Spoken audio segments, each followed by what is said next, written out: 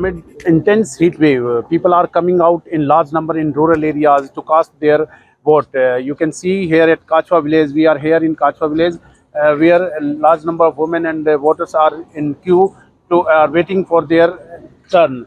We have joined by some people to know about the issues. किस तरह के issues इस बार रहने वाले हैं?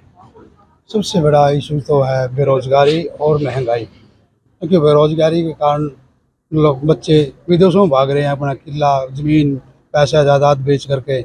मैं गवर्नमेंट से यही दरख्वास्त करूंगा कि इन सब को बचाया जाए ताकि बच्चों को यहाँ रोज़गार प्रोवाइड कराया जाए, तो वो बच्चे अपना देश छोड़ने में मजबूर नहीं होंगे। राम मंदिर इशू है इस बार। राम मंदिर धर्म और राजनीति दोनों अलग अलग पहलू हैं।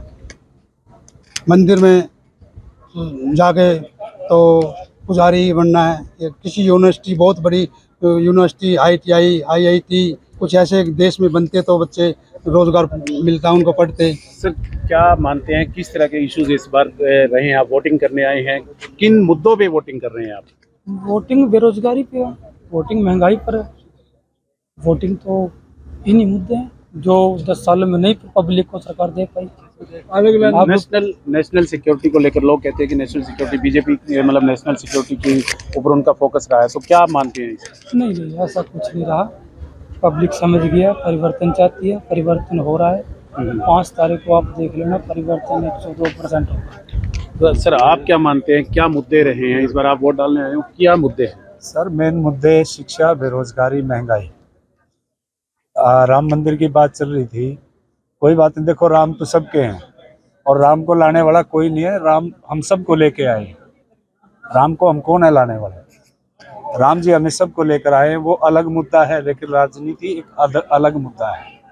तो वो कार्य जो उम्मीद थी भारत सरकार से, मोदी सरकार से, वो नहीं हो पाई है, वो चीज़ें नहीं मिली हैं, वो विकास नहीं हुआ है भारत में जो होना चाहिए था। सिर्फ धर्म के ऊपर ये वोट मांग रहे हैं। तो सर आप वोट डालने आए हो, आप किन मुद्दों पे इस बार वोट डाल रहे हैं? राष्ट्रवाद पे। क्या मतलब राष्ट्रवाद किस नजरिए से देखते हैं राष्ट्रवाद का? जो देश की छवि आज है ये ऐसी पहले कभी नहीं थी। मोदी ने एक इंटरनेशनल लीडर के तौर पे अपनी छवि बनाई है। राष्ट्रवाद का मुद्दा सबसे ऊपर है। विपक्ष कहता है कि इन्फ्लेशन, महंगाई और बेरोजगारी बड़े मुद्दे हैं, क्या आपके नजरिए में वो मुद्दे नहीं है? ये मुद्दा आज से नहीं है, कि जब से देश आज़ाद हुआ तब से है ये। तो विपक्ष ये कहता है कि आप लोगों को लाए थे तो बदलाव के लिए लाएगा, तो बदलाव आ जाएगा। सर क्या मानते हैं, क्या मुद्दे हैं इस बार? माहौल बहुत बढ़िया है, शांति प्रिय चुनाव हो रहे और हमेशा हमारे गांव में भाईचारा बना रहता है। और यहाँ पर जब भी दोनों पार्टियां या 10 पार्टियां चुनाव लड़ती हैं तो सबका भाईचारा, जितने भी यहाँ पर एक दूसरे के एजेंट हो, एक दूसरे के साथ हंसी खुशी और गले मिल के काम करते हैं।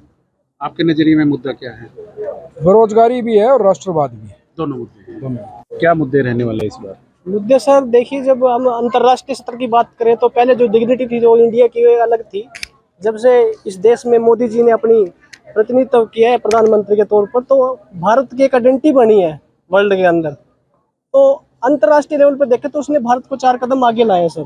मेन देश ही थी आएगा कल।